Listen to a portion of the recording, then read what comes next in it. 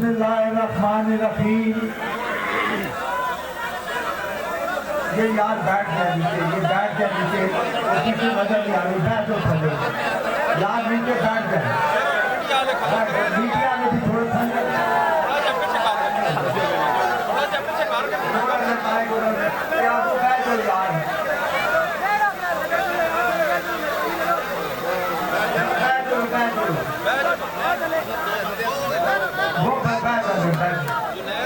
जुनेद यार ये जरा बंदूक का लाना है इस आप पीछे हो तो मैं उड़ा रहा आप में कोई नहीं नोट।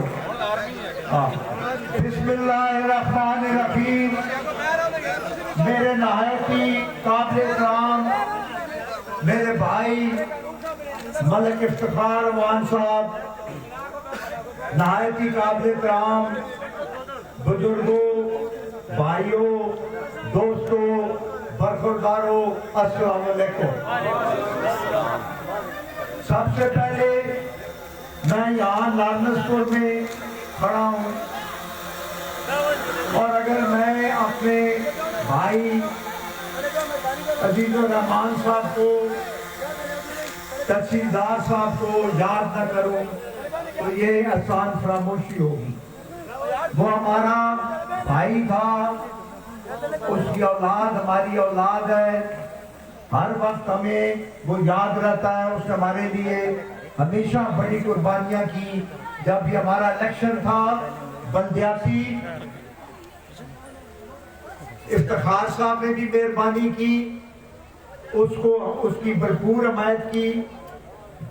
अजीजुर रहमान साहब कामयाब हुए, मुर्तजा साहब तहसीलदार थे और ईमान ताहिर के मुकाबले में जो उम्मीदवार था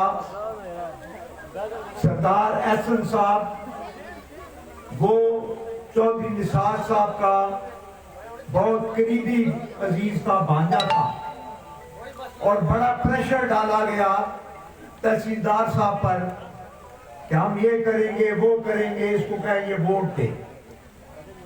लेकिन मैं उसे खराज तहसीन पेश करता हूं कि वो डटा रहा और टस से मस नहीं हुआ और अल्हम्दुलिल्लाह अल्लाह ने हमें कामयाबी दी। किस वजह से दी? ऐसे दोस्तों की वजह से, ऐसे मेहमानों की वजह से। तो इसलिए उनको याद रखना मैं समझता हूं बहुत जरूरी है। आज का ये जबरदस्त इकट्ठ तकरीबन मेरा ख्याल है हमको 2-2.5 साल के बाद प्रोग्राम शुरू किए हैं और माशाल्लाह अल्हम्दुलिल्लाह बहुत फकीदुल मिसाल इकट्ठ है। लेकिन आज मैं आपको कुछ हकायक भी बताना चाहूंगा कि हमने जब पीटीआई में शमूलियत इख्तियार की तो उस वक्त पीटीआई वालों ने हमें 2 कौमी सीटों का वादा किया। एक जैन जो कि ऑलरेडी आपको पता है सिटिंग एमएनए था और जब खान साहब तशरीफ लाए थे तो हमने उसे भी पीटीआई में शामिल किया था और खान साहब ने ये कहा था कि आज हमारे एक एमएनए का इजाफा हुआ है और एक सीट उन्होंने मुझे कही थी।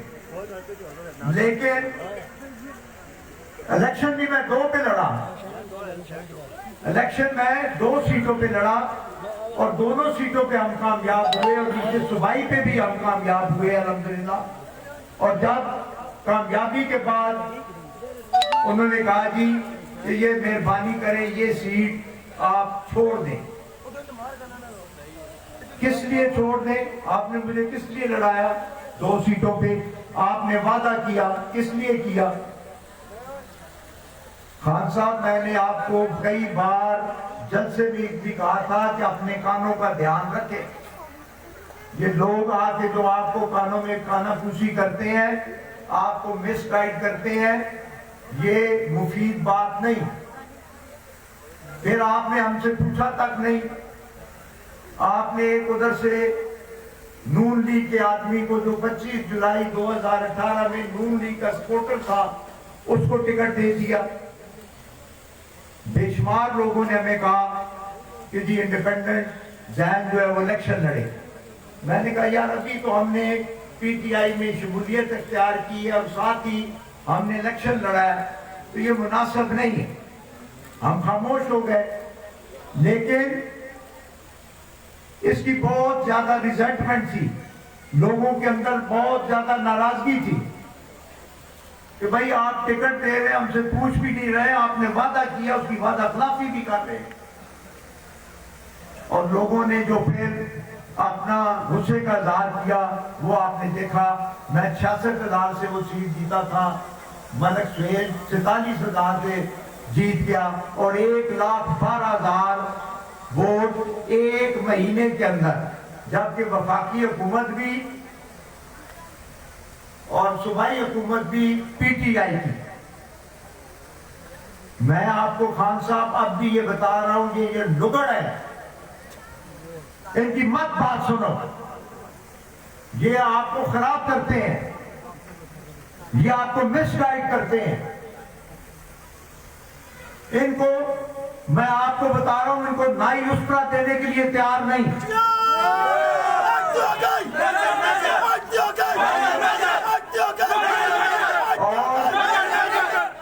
और आप हकायक को देखें, बंदे की पहचान करें।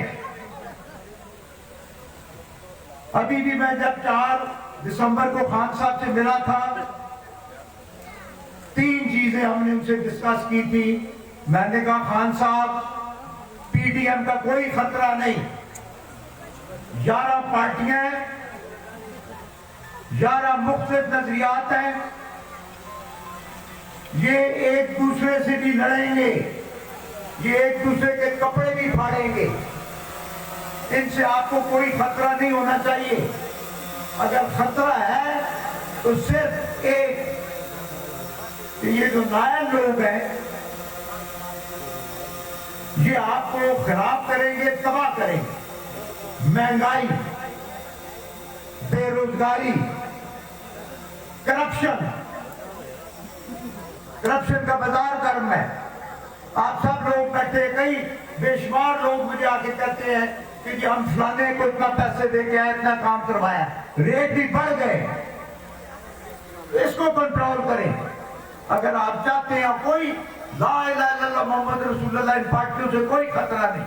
खतरा है तो इन नायलों की वजह से है, महंगाई की वजह से है, बेरोजगारी की वजह से है, करप्शन की वजह से, जो निचली सतह पे। इसको कंट्रोल करें। मैंने उनको मिसाल दी कि हमने एक जो चीफ एग्जेक्टिव था यहाँ हेल्थ का, उसके खिलाफ हमने केस टेकअप किया।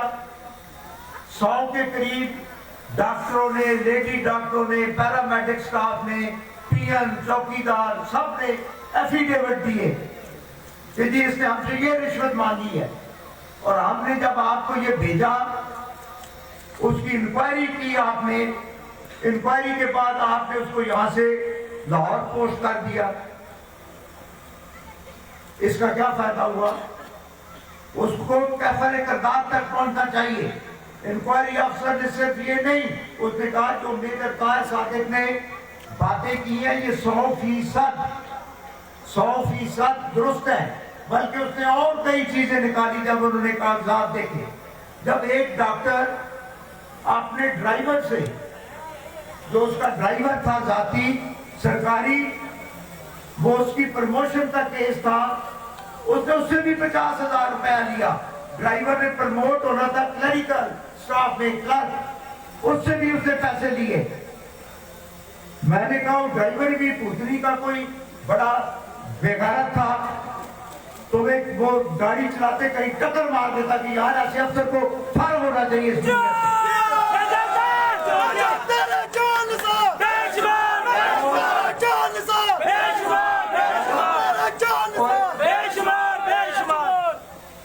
जब करप्शन इस लेवल पे होगी तो हम जिले के अंदर ये बर्दाश्त नहीं करेंगे।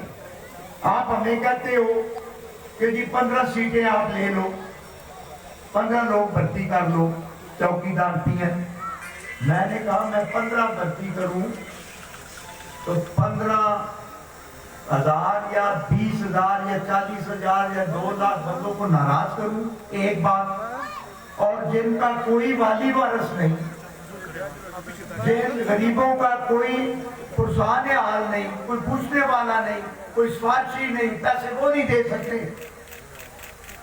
तो मैं उनके हाथ पे क्यों डाका मारूं? मैंने कहा मेरिट पे करें। खान साहब को मैंने कहा मेरिट पे करें, हमें 15 सीटें नहीं चाहिए। 15 तो हमारा एक निवाला भी नहीं बनता। तुम्हें पता ही नहीं है खान साहब, हम लोगों की खिदमत के लिए बेलखसूस रोजगार की फराहमी के लिए ये हमारा मिशन अव्वल है। इसको हम अवलीन मिशन अपना समझते हैं। हम चाहते हैं कि आप वैकेंसियां क्रिएट करें। हमने लोगों से वादा किया, हम किस लिए आपके साथ शामिल हुए, अपने रिश्तेदारों को भी नाराज कर, इसलिए नहीं। हम तब्दीली वो चाहते हैं जो इंसाफ की तब्दीली हो, मेरिट हो। यहां 10वीं पास बच्चे बैठे हैं, 8वीं पास उन्होंने ले ली है, 9 बच्चे तो शमशाबाद के उन्होंने ले लिया अपने घर के मुलाजमों के। कोर्ट में गए हुए लड़के। मैं ये इनको बता रहा हूं एडमिनिस्ट्रेशन को कि ये सारा जो भी आपने किया इसको कैंसिल करें। हमारे पास 2-2,500 वैकेंसी पड़ी है, पूरी की पूरी वैकेंसी एडवर्टाइज करें और लोगों को नौकरियां दें।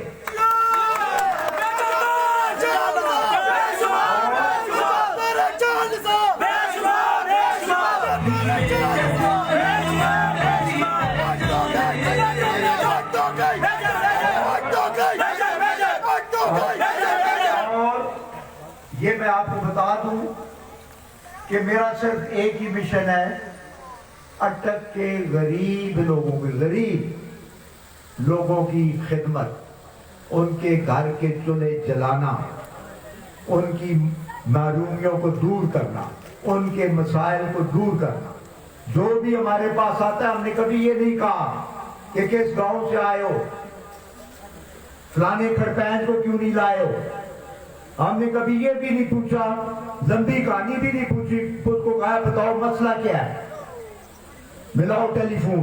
और टेलीफोन भी ये नहीं कि कान पे जानूंगा, मैं ऊंचा करता हूं ताकि वो भी सुने कि अगला क्या बात कर रहा है, वो क्या मसला बताता है। और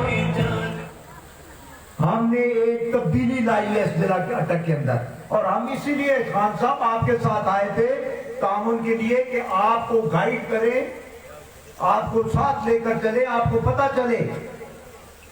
बल्दियात का निजाम आपने खत्म कर दिया, और आपने जो अभी निजाम लाया लूड़ा और लंगड़ा, जिसका ना कुछ सर है ना कुछ पैर है, आपने जिले को खत्म कर दिया है। आप क्या चाहते हो कि ब्यूरोक्रेसी हावी है, डीसी और डीपीओ और जो बाकी अमला है वो ताकतवर रहे, और जो नीचे विलेज काउंसिल हैं या नीचे जो काउंसलर हैं वो उनके मरूने मिन्नत रहे। क्या आपकी ये सोच है? क्या आपने हमसे सलाह की है? या हमारे 8-10 ऐसे दोस्त हैं जो एमएनए इस बार जो जिला नाज़िम थे, क्या आपने उनको बुला के पूछा? कहते हैं जी जो एमएनए जो है वो इसके खिलाफ है। तो एमएनए को इतना शौक है नाज़िम बनने का, जिले का चेयरमैन बनने का, तो उसको कहो एमएनए छोड़े तो जिले का इलेक्शन लड़ लेना, जीत के तो आ जाए, हमें तो कोई तकलीफ नहीं। लेकिन ऐसा निजाम लाओ, मैं समझता हूं जनरल मुशर्रफ का जो निजाम था सबसे बेहतरीन और आला निजाम था। ये आप सब कहते हो डिक्टेटर, जितने भी डिक्टेटर आए हैं इस मुल्क में उन्हीं ने काम किया। इन जमहूरी लोगों से वो 1000 दर्जे बेहतर है। अयूब खान का दौर देख ले, डैम बने, इंडस्ट्री बनी, क्या कुछ नहीं बना। जियाउल हक का दौर देखें, जितनी डेवलपमेंट हुई है। मुशर्रफ के दौर में देखें, मजदूर नहीं मिलता था, कारोबार था, आम था। अब लोग धक्के खाए फिर रहे हैं। ऐसी जमहूरियत को क्या करना है? और ऐसे लीडरों को जो मुल्क को दोनों हाथों से लूट कर पैसे बाहर ले गए, खरबों डॉलर वो बाहर ले गए और कहते जी हमने तो कुछ भी नहीं किया। भाई ऐसे लोगों को क्या इकतदार तक पहुंचाए? जमहूरियत का मतलब ये है कि लूट मार की जाए? क्या जमहूरियत का मिशन ये है कि आप इलेक्ट हो, लूटे और मुल्क से बाहर चले जाएं और फिर आप आकर फौज को गालियां निकालें, फौज के जर्नैलों को बुरा भला कहें? अगर आज इस मुल्क के अंदर अगर फौज खुदा न खास्ता कमजोर होगी तो ये मुल्क कमजोर होगा। जिस वक्त आपने नाले साफ कराने होते हैं, वो टिड्डी डेल जो है वो जब आके हमला करती है, जब झलझले आते हैं, तूफान आते हैं, जब आपके ये टीके लगाने होते हैं, बच्चों को पोलियो के वो पिलाने होते हैं, तो आप फौज को बुलाते हो। रेलवे को सीधा करना होता है तो फौज को बुलाते हो। वापडा को सीधा करना है तो फौज को बुलाते हो। तो फिर आप कहते हो फौज बुरी है? फौज, पाकिस्तान की फौज दुनिया की बेहतरीन अफवाज में अल्हम्दुलिल्लाह।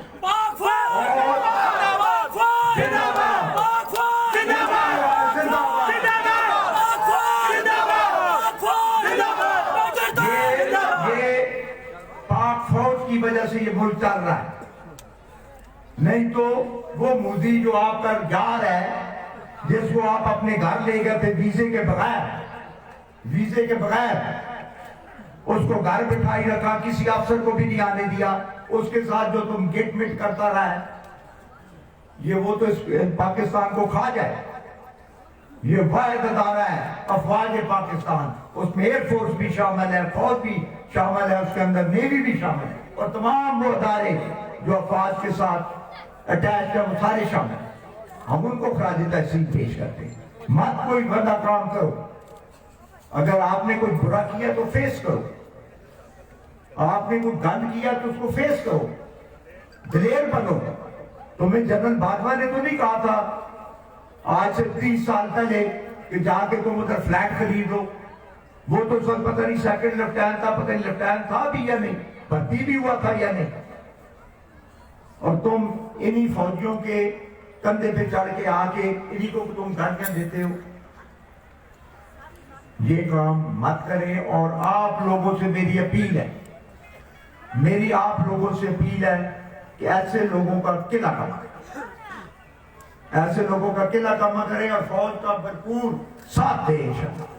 जब तक फौज है पाकिस्तान इंशाअल्लाह, और पाकिस्तान कायम रहने के लिए बना, ये भी लिख लें, ये वाहिद मुल्क है पाकिस्तान जो इस्लाम के नाम पर कायम है और क़यामत तक इंशाअल्लाह कायम रहेगा। पाकिस्तान पाकिस्तान पाकिस्तान। और फिर ये कहते हैं जी इदारे जो है वो हुकूमतें चलाते हैं, गिराते हैं, बनाते हैं।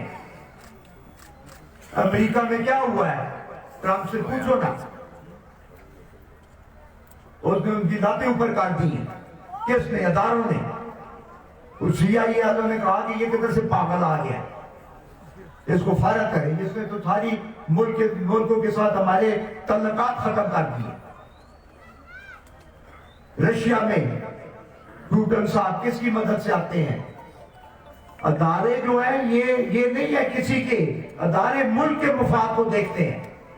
जब कोई मुल्क के मुफाद के खिलाफ चल रहा हो तो अगर अदारे काम न करें तो मैं समझता हूं वो भी गद्दारी है।